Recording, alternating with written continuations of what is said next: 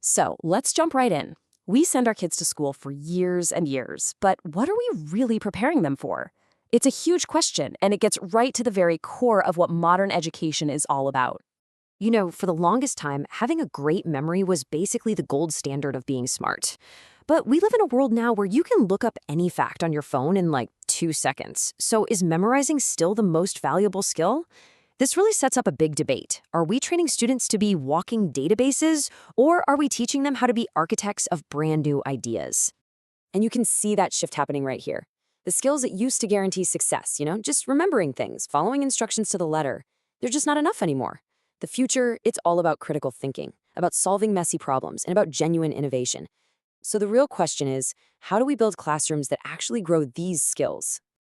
All right, to answer that, we first have to understand that not all thinking is created equal. There are different levels to it. So let's start at the foundation. This is what educators call lower order thinking skills, or LOTS for short. This is your baseline stuff, remembering key dates for a history test, defining vocabulary words, you get the idea. Now, these skills are absolutely crucial. I mean, you can't think critically about something you don't even understand, but, and this is a big but, they're only the starting point. The real destination is here, higher order thinking skills, or HOTS. This is where learning really comes alive. It's not just about what you know, it's about what you can do with what you know. Can you take that knowledge and solve a completely new problem?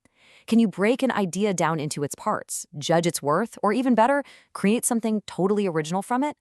This is where that deep, meaningful learning really kicks in. So how do we get students from that starting point all the way to the top? Well, luckily, educators have a really powerful framework that acts as a guide. The best way to picture it is like a ladder. You can't just magically jump to the top rung, right?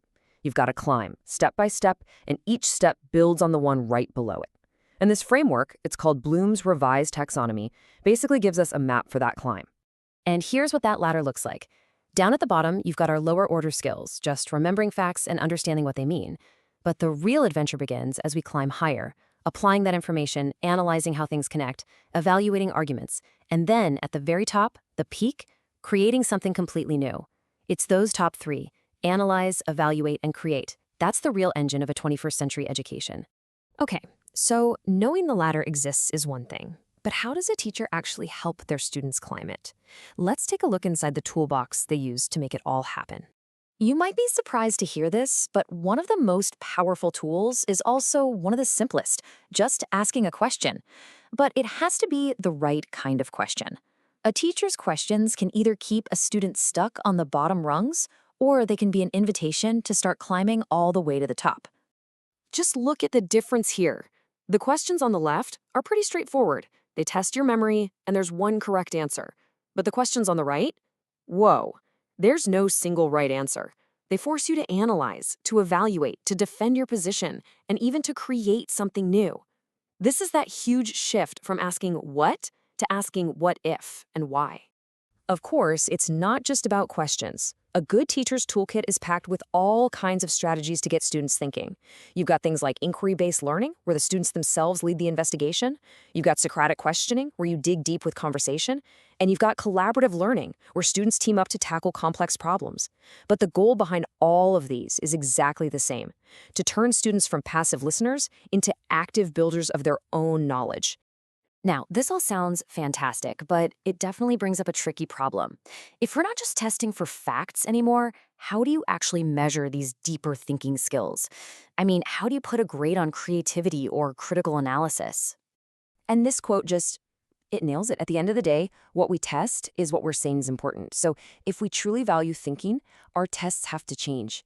You just can't measure 21st century skills with 20th century tests. The assessment itself has to be a chance for students to actually show their thinking. So that shift in assessment looks a little something like this.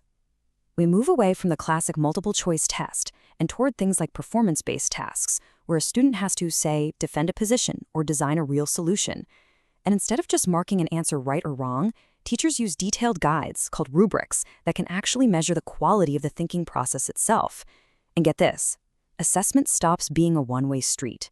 It becomes a conversation that includes students evaluating their own work and giving feedback to their classmates. So when you put all these pieces together, you've got the ladder, the right kinds of questions, the smart strategies, and these new ways of assessing, you end up with something truly transformative. You get what educators call a thinking classroom. And culture is really the key word here. This isn't about a single cool activity or a fun Friday lesson. It's about creating an entire environment, a whole classroom culture, where thinking is just the normal, everyday thing to do. It's a place where curiosity is rewarded and taking an intellectual risk is encouraged. So what does a classroom like this actually look and feel like? Well, for one, the teacher is more of a coach, a facilitator than just a lecturer at the front of the room. A growth mindset, the belief that you can get smarter, is everywhere. Student ideas and teamwork are highly valued. And thinking isn't a secret. It's made visible, it's discussed out in the open. But maybe most importantly, students are constantly asked to reflect on their own learning. It's a practice called metacognition, which is really just a fancy word for the skill of thinking about your own thinking. It's a complete game changer for the whole dynamic of the classroom. And all of this brings us back to our final and maybe most important question. We know what these classrooms can look like. We have the tools to build them. The challenge now, the really big one, is this. How do we make this the reality for every single student in every single school? That's the real work that lies ahead.